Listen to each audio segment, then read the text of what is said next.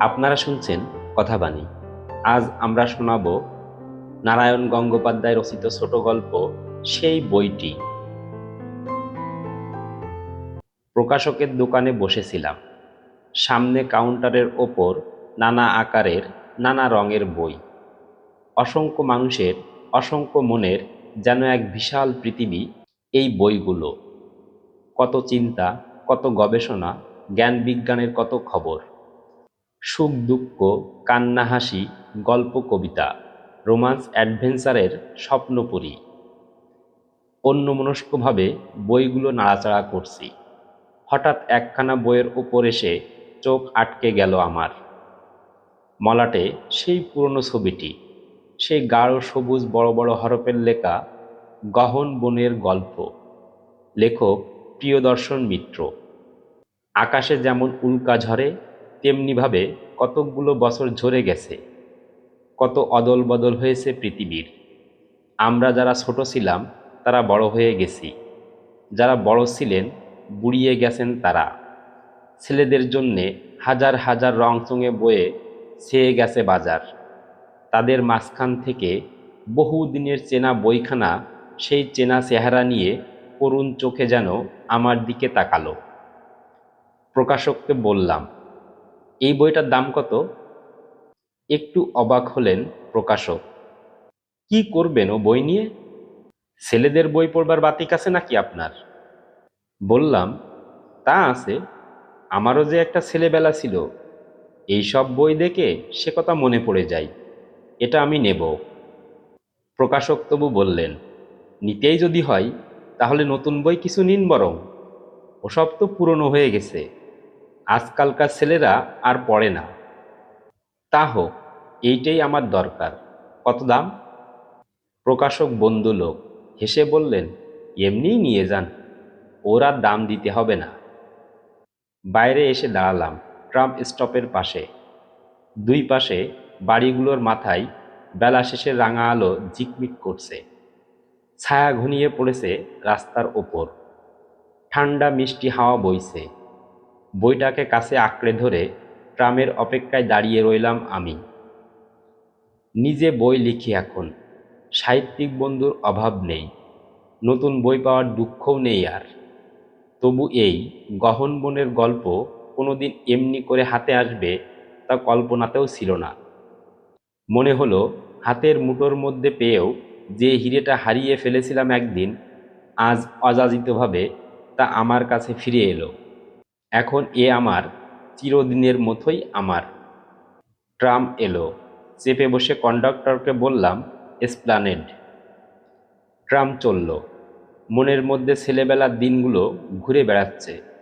সেই দিনাজপুরের শহর, ষষ্ঠীতলার বটগাছ, কাঞ্চন নদীর ধারে, পুরনো সাহেবী গোরস্থানের পাশে পাশে সেই পথ। আম জাম বিলিতি পাকুড়ের ছায়া, লাটা গিলে আর বইসির বন, সেই শঙ্খচিল, শেয়াল, গোসাপ আর গোকরোর খোলস। তার ভিতর দিয়ে চলেছি। ভিতরে কাঁপছে অ্যাডভেঞ্চারের নেশা। দূরের আকাশে উড়ন্ত মস্ত গগনবেড় পাখিটার মতো কল্পনাও ডানা মেলেছে। এই পথটাও তো হয়ে যেতে পারে আফ্রিকার জঙ্গল। এসে হাজির হতে পারে গরিলা, সামনে লাফিয়ে পড়তে পারে সিংহ, বাইসনের সঙ্গে বাঁধতে পারে চিতাবাঘের লড়াই। চারিদিক থরথর করে কেঁপে উঠতে পারে বুনো হাতির গর্জনে।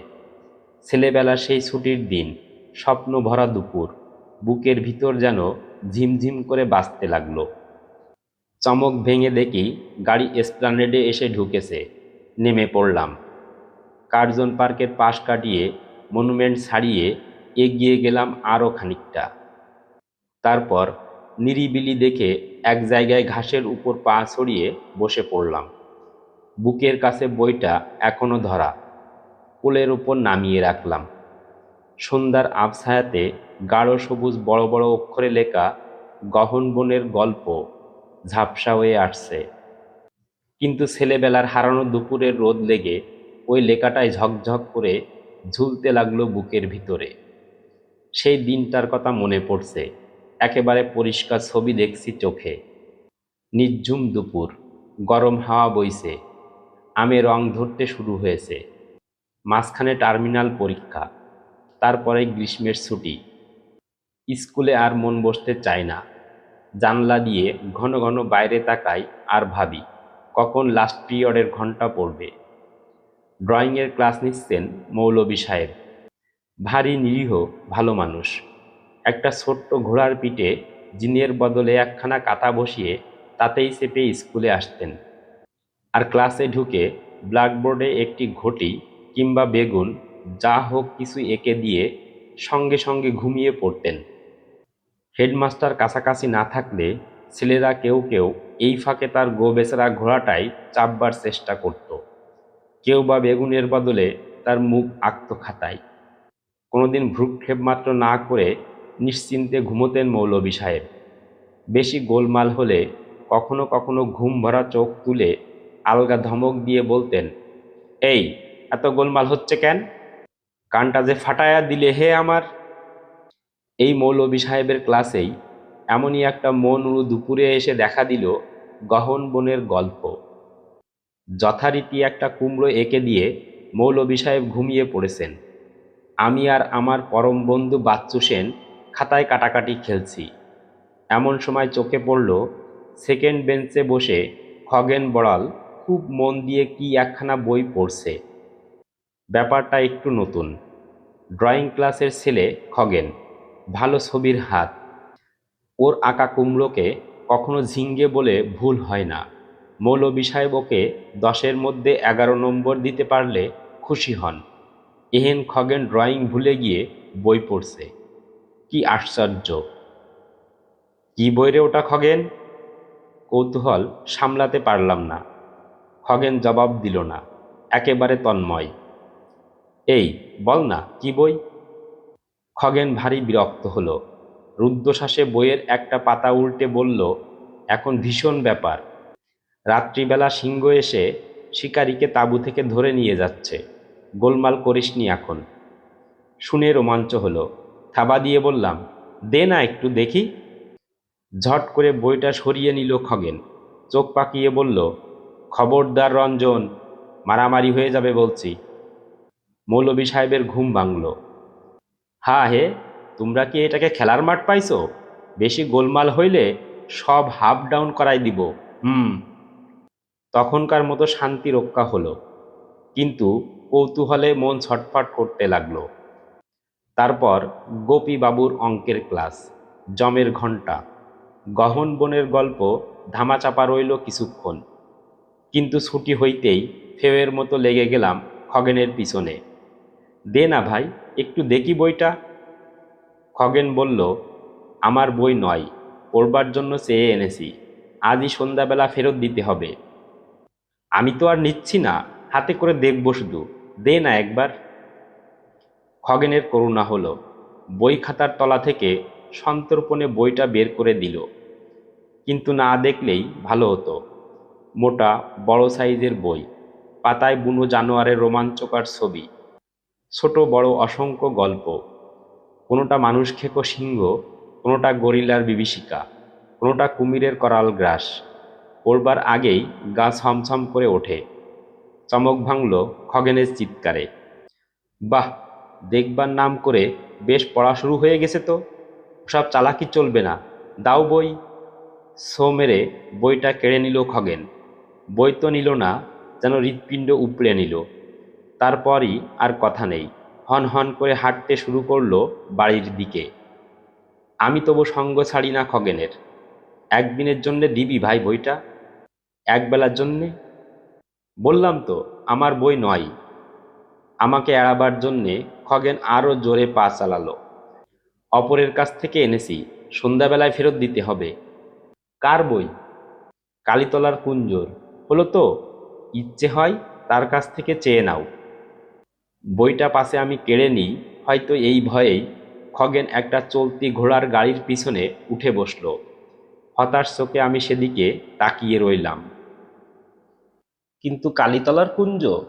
মনটা ভয়ানক দমে গেল। কুঞ্জকে চিনি, বিলক্ষণ চিনি। গত দোলের সময়ও ওদের পাড়ার সঙ্গে আমাদের পাড়ার ছেলেদের বেশ একচোট মারামারি হয়ে গেছে। আমি নিজেই কয়েক ঘা বসিয়েছিলাম কুঞ্জকে। তাছাড়া আমাদের সমবয়সী হলেও কুঞ্জ যে পরিমাণে এসড়ে পেকেছে তার তুলনা হয় না। ক্লাস 5-এই একবার ফেল করেছে, শুনেছি সিগারেট খাই।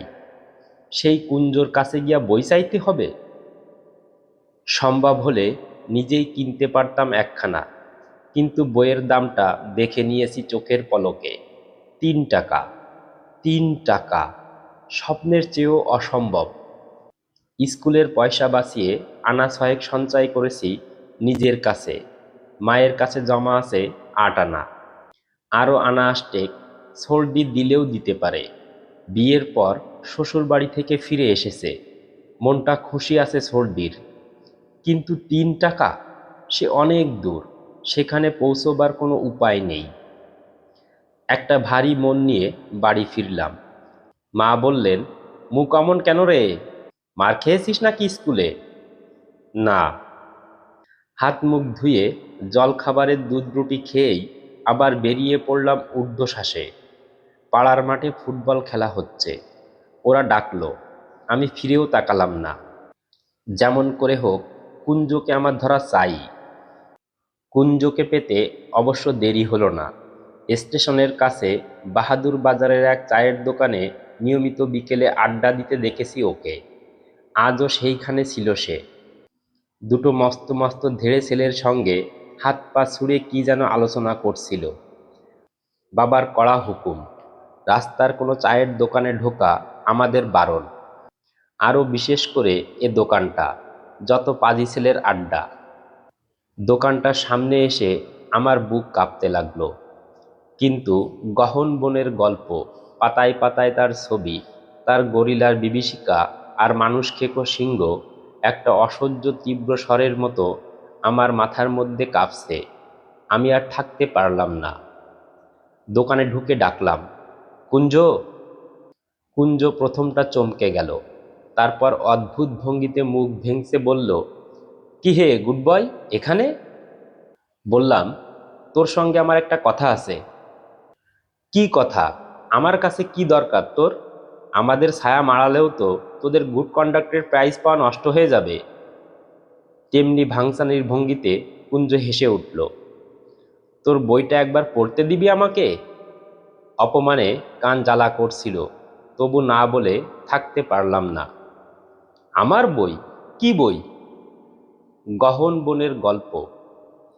ও, খোঁজ পেয়েছো তাহলে? কুঞ্জর চোখ মিটমিট করতে লাগলো।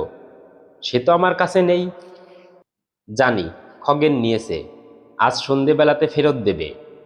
আমি মিনতি করলাম, আজ রাত্রিটা আমায় পড়তে দে, কাল সকালেই তোকে দিয়ে যাব।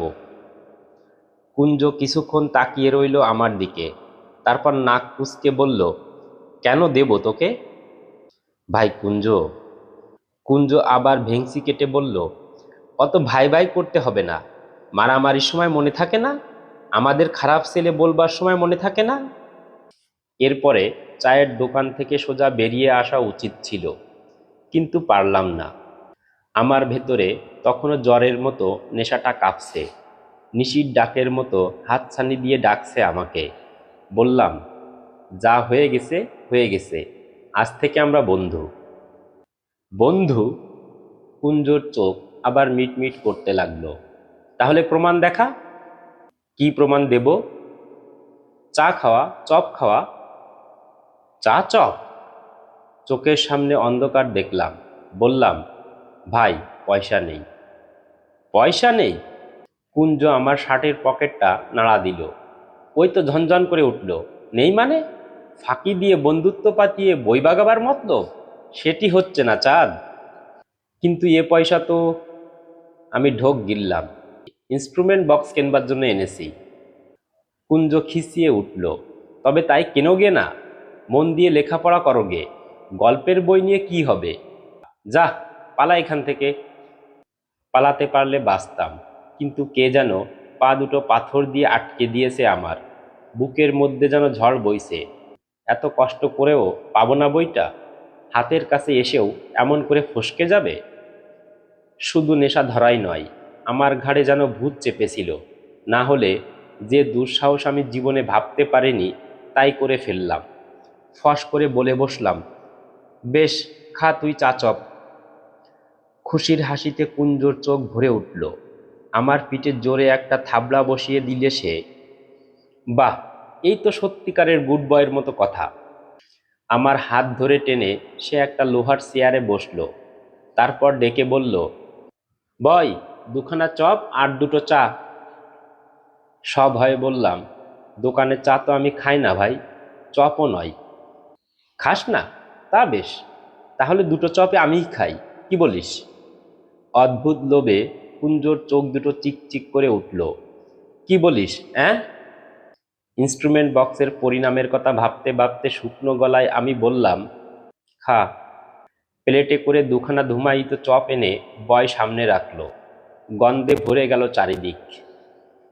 কুঞ্জ খাবার আগেই খানিকটা লালা গিলিয়ে নিল গলায়। থাবা দিয়ে একটা চপ গরম অবস্থাতেই তুলে নিয়ে কামড় বসালো। তারপর তৃপ্ত মুখে বলল, বেঁচে থাক রঞ্জু, গহন বনের গল্প তোর মারে কে? কিন্তু মায়েরই বলছি, দৃষ্টি দিসনি মোদ্দা?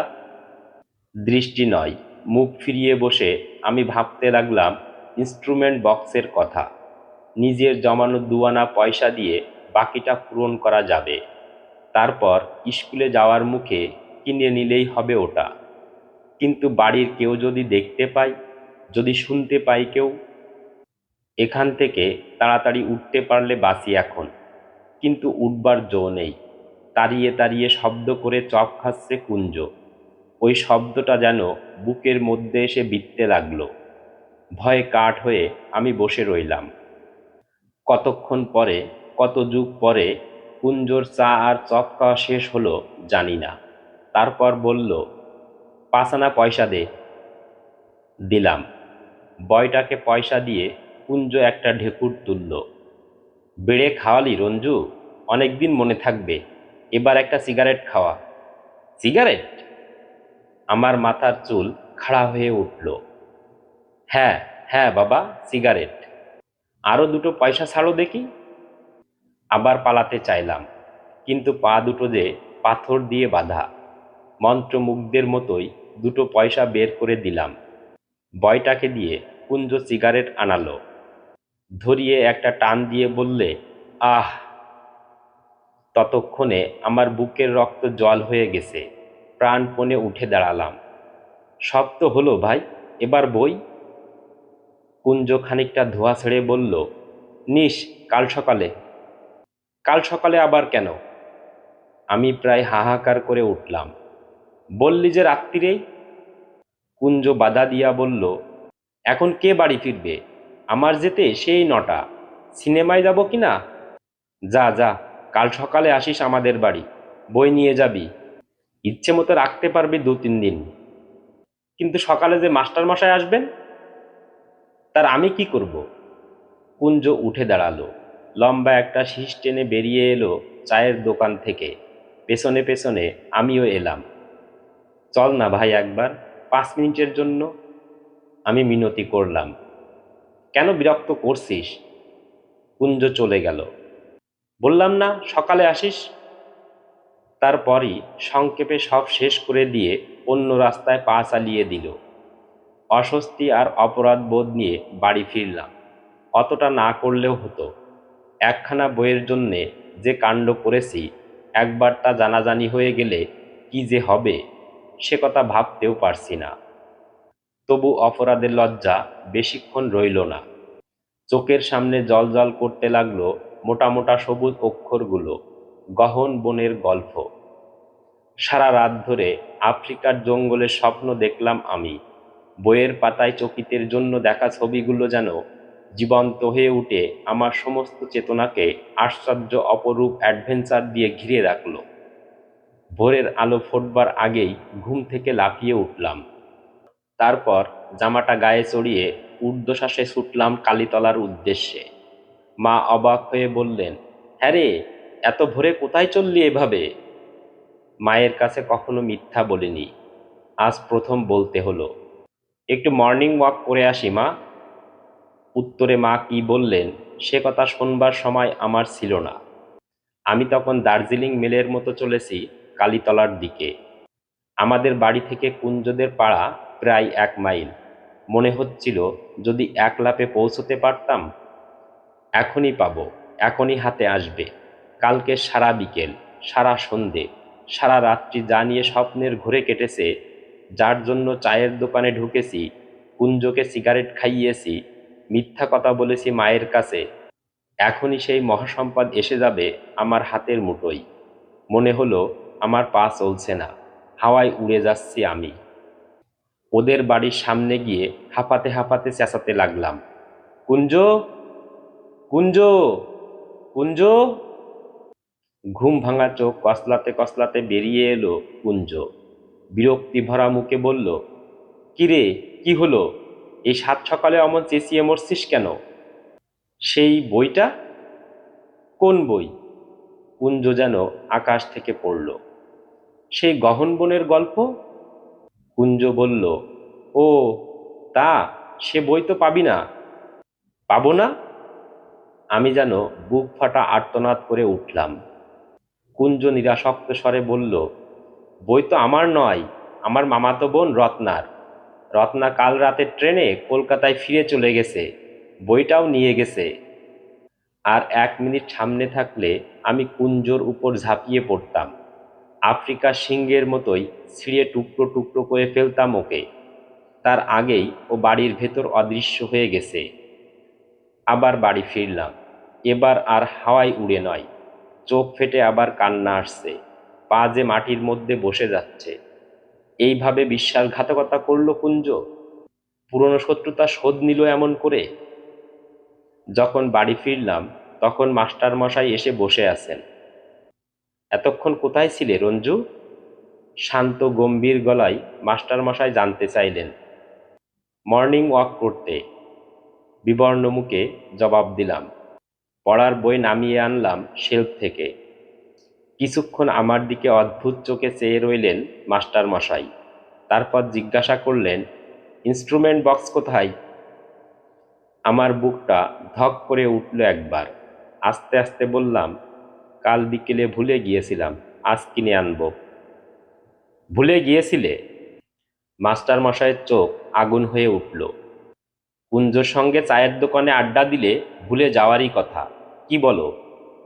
পরক্ষণেই একটি চড় এসে পড়ল আমার গালে। মাস্টার মশাই বজ্রের মতো গর্জে উঠলেন, চায়ের দোকানে ঢুকতে শিখছো? সিগারেট খেতে শিখছো? রাস্কেল, বাদর! আর একটা চড় এসে পড়ল গালে। মাথা ঘুরে গেল। একটা তীব্র ঝিঝির ডাকের মধ্যে যেন মিলিয়ে গেল পৃথিবীখানা। চমক ভাঙল আমার। 20 বছরের ওপার থেকে ফিরে এসেছি বর্তমানের মধ্যে।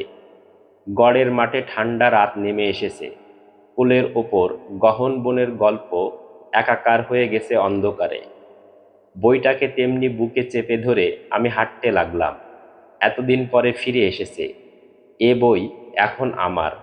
যতবার খুশি পড়তে পারি, ইচ্ছে করলে মুখস্থ করতে পারি, পাড়ার সকলকে ডেকে ডেকে পড়ে শোনাতে পারি। কিন্তু কিছুই করব না। আমার লাইব্রেরির 5,000 বইয়ের ভিতর দিশি বিলিতি অজস্র বইয়ের মাঝখানে ওকে আমি লুকিয়ে রাখব। আমি এ বই পড়ব না।